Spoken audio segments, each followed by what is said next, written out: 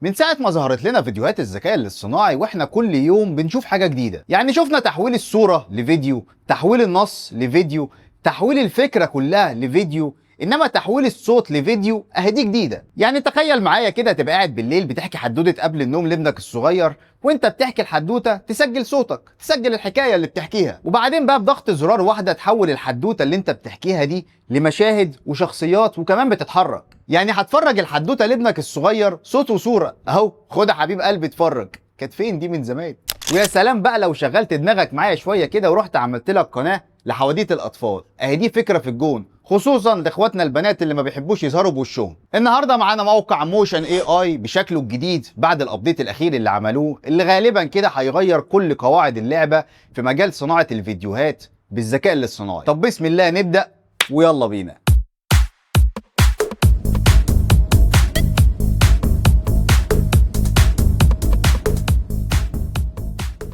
السلام عليكم اجمعين مشاهدين ومتابعين، عاملين ايه؟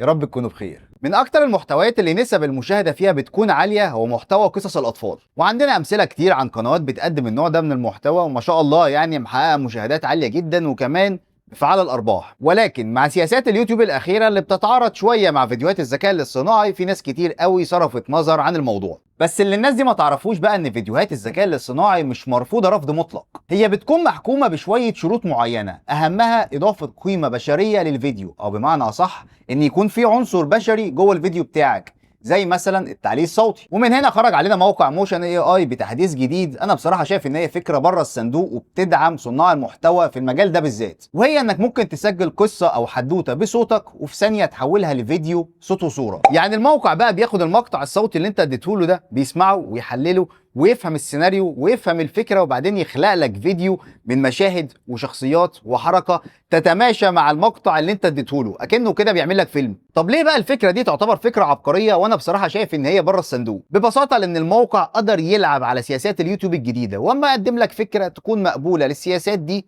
بعد التحديث، بحيث بقى ان الفيديو النهائي اللي هيخرجه لك ده يكون مدعوم بعنصر بشري اللي هو التعليق الصوتي، فبالتالي يكون مقبول في سياسات اليوتيوب ومقبول عند المراجعه. طبعا في مميزات كتير قوي الموقع بيقدمها لك في مجال صناعه الفيديوهات بالذكاء الاصطناعي، بس الميزه دي بالذات هي اللي لفت نظري وكان يستاهل ان احنا نعمل عنها فيديو. كفايه بقى رغي لحد كده، ويلا بينا نروح على موقع موشن اي اي ونشوف ازاي هنستخدمه. هنروح نفتح موقع موشن اي اي وهتلاقي اللينك عندك في الديسكريبشن. في الصفحه الرئيسيه للموقع هتلاقيه بيعرض لك اشهر المميزات والخدمات اللي بيقدمها لك الموقع، واول حاجه بقى هتلاقيه بيعرضها لك نماذج كده لفيديوهات باشكال وستايلات مختلفه تم صنعها باستخدام الموقع ده. هتلاقي بقى عندك ستايلات كرتونيه، ستايلات حقيقيه سواء بقى افاتار او من غير افاتار، ستايلات لافلام قديمه وستايلات تاريخيه وكل الكلام ده. ولو نزلت شويه كده بالصفحه هتلاقيه بيعرض لك كل المميزات والخصائص اللي موجوده على الموقع. طيب هنسيبنا بقى من كل ده ونطلع كده فوق شويه نعمل ساين اب. هيدخلك على الصفحه دي وهتلاقيه على الشمال كده بيوريك شويه افكار ممكن تنفذها باستخدام الموقع، واشهرها طبعا هو التايني فيجر ستايل اللي هو الاسلوب بتاع الاقزام، ودي حاجه منتشره جدا على السوشيال ميديا وبتجيب مشاهدات مليونيه. وهبقى اعمل لكم فيديو منفصل عن الاسلوب ده لان هو بصراحه متربع على عرش الاعلانات وممكن تطلع منه افكار كويسه جدا. من على اليمين هنا هتختار الطريقه اللي تعمل بيها ساين اب، انا عن نفسي هختار جوجل، وبعد ما هتختار الايميل بتاعك هيفتح معاك الموقع. الحوار ما فيهوش اي كعبله. اللي قدامك دي هي الواجهه الرئيسيه للموقع بعد ما بتعمل ساين اب، وزي ما انت شايف كده انا دخلت على الخطه المجانيه، وهنا الموقع بيديك 180 كريدت ممكن تجرب بيهم الموقع زي ما تحب.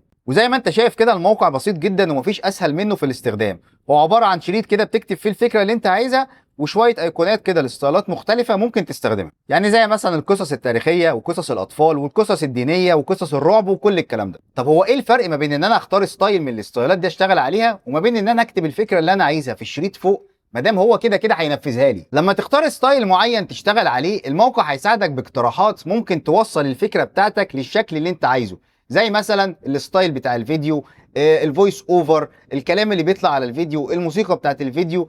كل دي اقتراحات الموقع بيساعدك فيها علشان تطلع في الاخر الفكره زي ما انت عايز. انما لما هتيجي تكتب الفكره في الشريط اللي فوق غالبا كده هتختار كل الكلام ده بنفسك. على الشمال كده هتلاقي ماي بروجكت، ودي الفيديوهات اللي انت اشتغلت عليها قبل كده، طبعا هي فاضيه دلوقتي عشان الاكونت ده لسه جديد. وبعدين هتلاقي الجاليري، ودي بتكون فيديوهات معده مسبقا ممكن تستخدمها في الفيديو بتاعك، وطبعا ما عليهاش حقوق ملكيه. وبعدين هتلاقي عندك الاسيت ستوديو، ودي هتلاقي فيها ميزتين حلوين جدا. الاولى هي انك ممكن تشيل الخلفيه لاي صوره انت عايزها، والثانيه انك ممكن تحول الصور بتاعتك لاي ستايل مختلف انت عايزه، زي مثلا ستايل الكرتون وكل الكلام ده. هنسيبنا بقى من كل ده وهنرجع تاني على الصفحه الرئيسيه علشان نبدا الشغل. في الاول بس خليني كده اروح على الاكونت الشخصي بتاعي اللي انا مفعل فيه الخطه البرو علشان نجرب براحتنا. وزي ما انت شايف كده الخطه البرو بتديك 8000 كريدت، يعني هيكفوك وزياده، هتشهيص. بس تعالى بقى قبل ما نجرب الميزه بتاعت تحويل الصوت لفيديو نشوف اصلا قوه الموقع ده في توليد الفيديوهات بالذكاء الاصطناعي، وكمان اعلمك ازاي تعدل على الفيديو وانت بتعمله. هنروح على الشريط اللي قدامنا ده وتكتب بقى اي فكره تيجي في دماغك. انا عن نفسي مثلا اللي جه في دماغي دلوقتي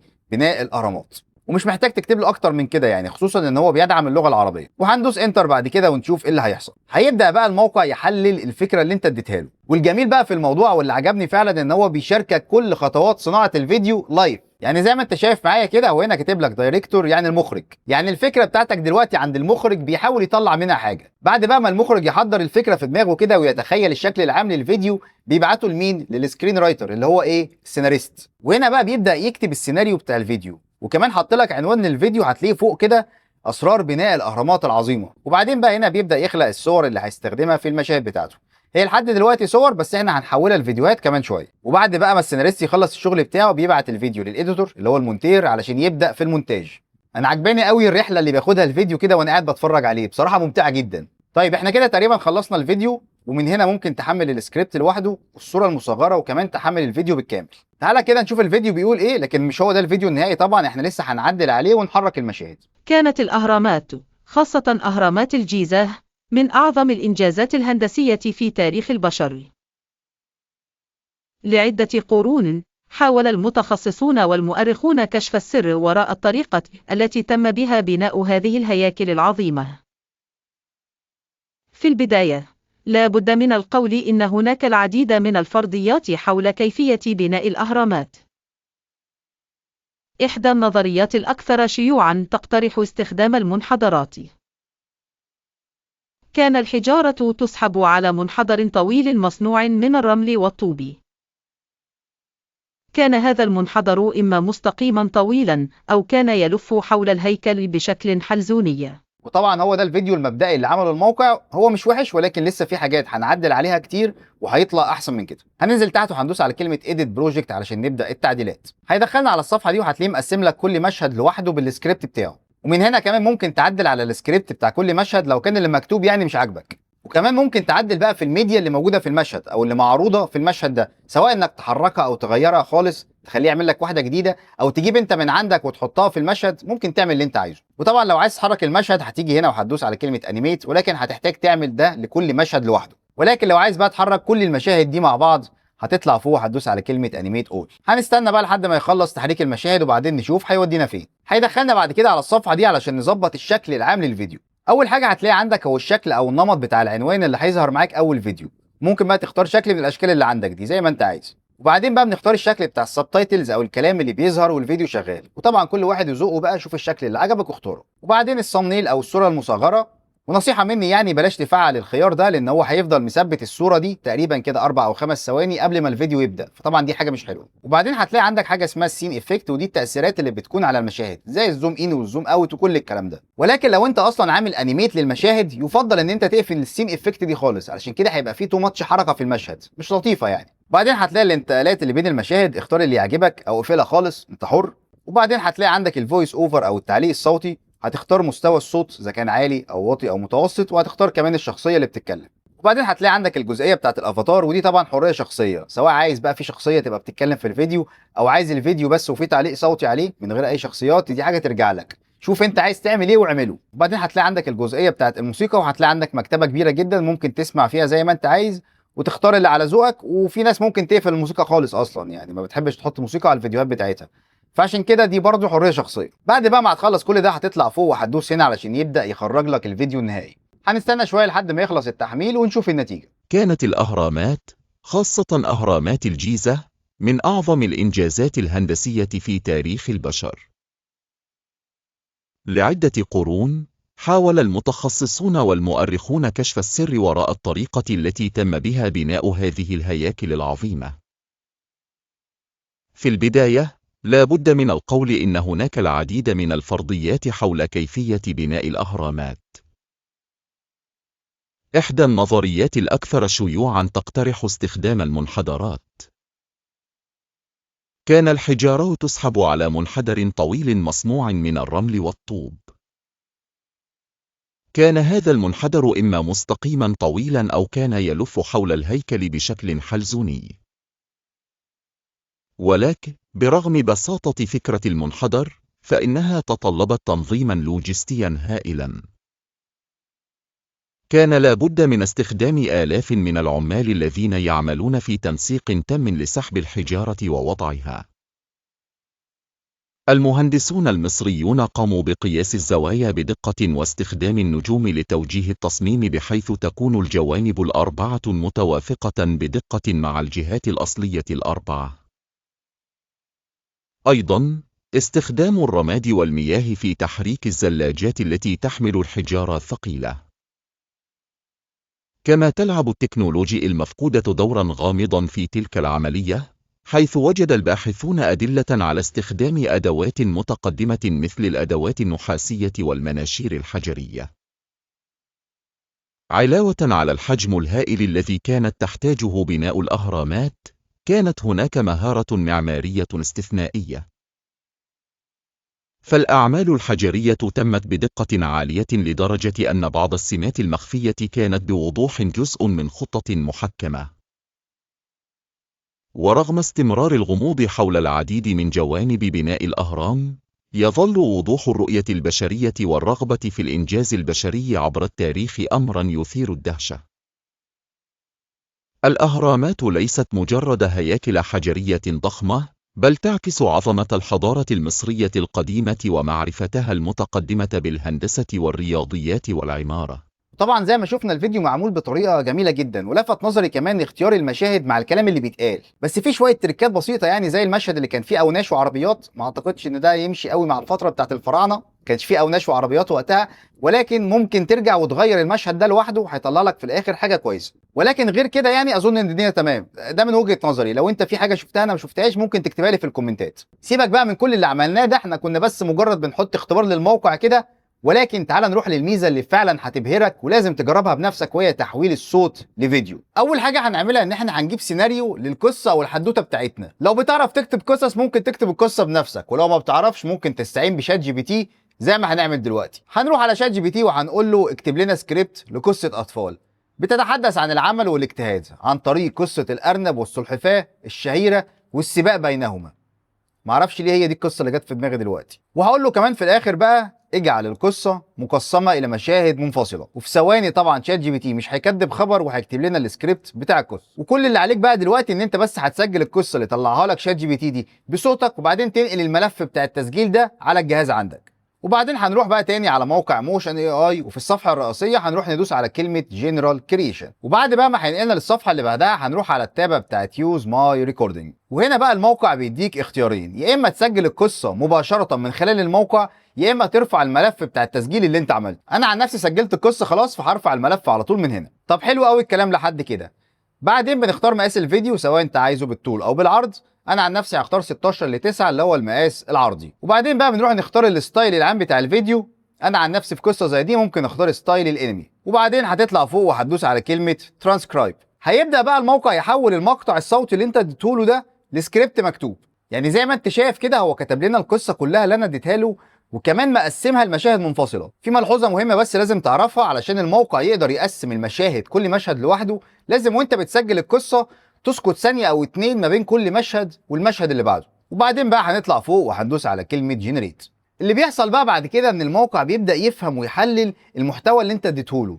يعني زي ما انت شايف معايا فوق كده هو كاتب لك ايه understanding your content. وبعد بقى ما بيفهم القصه اللي انت بتحكيها بيبدا يعمل ديزاين للشخصيات والمشاهد حسب القصه اللي انت عايزها. وبعد بقى ما الموقع يخلص كالعاده هيدخلنا على الصفحه دي، وهنلاقيه مقسم لنا كل مشهد لوحده. وزي ما قلنا قبل كده لو عايزين نحرك كل المشاهد مع بعض هنطلع هنا وهندوس على كلمه انيميت اول، وبعدين نستنى لما التحميل يخلص ونكمل. بعد ما الموقع يخلص تحريك المشاهد يفضل ان انت تتفرج على كل مشهد لوحده، عشان لو في حاجه محتاجه تعديل ممكن تعدل عليها او تعمل لها ريجنريت. ولكن طبعا عشان وقت الفيديو احنا هنكمل وهندوس نيكست. وطبعا الصفحه اللي احنا دخلنا عليها دي شرحناها قبل كده مش محتاجين نشرحها تاني. هتظبط الشكل العام للفيديو زي ما قلت لك قبل كده، وبعد ما تخلص هتطلع فوق هتدوس على كلمه كومبوزيت علشان يبدأ يجهز لك الفيديو النهائي. هنستنى بقى دلوقتي لما التحميل يخلص وبعدين هنشوف النتيجة بتقول ايه. في يوم جميل في الغابة اجتمع الحيوانات لمشاهدة سباق بين الأرنب السريع والسلحفاة البطيئة. يقول الأرنب وهو يبتسم: أنا أسرع حيوان في الغابة وسأفوز بسهولة، لن تحتاج حتى إلى التشجيع. ثم تقول السلحفاة بكل هدوء وثقة: ربما أنا بطيئة ولكن سأبذل جهدي حتى النهاية. يقف الأرنب والسلحفاة على خط البداية والغابة مليئة بالحيوانات. وبدأ السباق وانطلق الأرنب بسرعة كبيرة بينما تقدمت السلحفاة بخطوات صغيرة وثابتة. وقال الأرنب وهو يجري: لن تلحق بي السلحفاة أبدا، سأستريح قليلا تحت هذه الشجرة. وظن الأرنب أن السرعة وحدها تكفي ونام مطمئنا ونسي أن العمل والاجتهاد هم سر النجاح. تواصل السلحفاة السير رغم تعبها وتنظر إلى الأمام ولا تستسلم أبدا، وتقول لنفسها: خطوة بخطوة وسأصل إلى النهاية. وفجأة استيقظ الأرنب متأخرا واكتشف أنه قد تأخر في السباق، فحاول الجري بأقصى سرعة ولكن بلا جدوى. وبالفعل تصل السلحفاة إلى خط النهاية وتشجعها جميع الحيوانات. وبعد أن أدرك الأرنب أنه خسر السباق قال لنفسه: لقد كنت مخطئا، السرعة وحدها لا تكفي. ثم نظرت إليه السلحفاة وقالت: العمل والاجتهاد هما سر النجاح. ثم أخذت الحيوانات تصفق للسلحفاة وتهنئها بالفوز. وتعلم الأرنب درسا مهما أن المثابرة والعمل المستمر هما المفتاح لتحقيق الأحلام. طيب زي ما شفت معايا كده، هي دي النتيجة اللي الموقع طلعها لنا. بص بقى يا عم الحاج، فكرة ان الفيديو اللي احنا شفناه ده هو فيديو معمول من مجرد حدوتة احنا حكيناها بصوتنا، يعني قعدنا نحكي كده مع بعض حدوتة وسجلناها، يوم الموقع يفهمها ويحللها ويعمل الشخصيات دي ويطلع لك عنها فيديو بالشكل ده، طبعا دي حاجه احنا ما شفناهاش قبل كده. وزي ما قلنا قبل كده ان دي حاجه بتتماشى مع القوانين الجديده لليوتيوب علشان داخل فيها العنصر البشري. ولكن للامانه العلميه يعني انا ليا ملحوظتين على الفيديو. الملحوظه الاولى ان في بعض المشاهد عندنا مش ماشيه مع السيناريو بشكل كامل. اعتقد ان هي كانت محتاجه مننا ان احنا نشوف الفيديوهات دي قبل ما نعمل نيكست ونخش على الخطوه اللي بعدها، علشان الحاجات اللي مش ماشيه مع السيناريو دي نقدر نعمل لها ريجنريت ويطلع لنا بدلها مشاهد تانية تكون ماشيه اكتر. اعتقد ان كده كانت هتظبط. الملحوظه التانية بقى اللي انا عايز اقولها ان الشخصيات غير ثابته في كل مشهد، يعني شخصيه الارنب والسلحفه بيتغير شكلهم ما بين كل مشهد والتاني. ولكن انا اعتقد ان احنا برضو لو كنا شفنا المشاهد في الاول وعدلنا فيها شويه حاجات وعملنا ريجنريت لشويه مشاهد كان هيتظبط معانا ويطلع احسن من كده. بشكل عام بقى لا، الفيديو حلو وكويس جدا، وزي ما قلنا دي فكره جديده وبره الصندوق، وهيساعد ناس كتير ان هم يقدموا محتوى بالذكاء الاصطناعي مقبول على اليوتيوب بعد ما كان معظمهم طبعا فقد الامل نهائي. وبس كده يا معلم، ده كان الفيديو بتاع النهارده. لو الفيديو عجبك انزل تحت دوس لايك، ولو لسه ما اشتركتش في القناه انزل اشترك دلوقتي وفعل زرار الجرس علشان تفضل دايما معانا على التراك. اشوفكم الفيديو الجاي، سلام.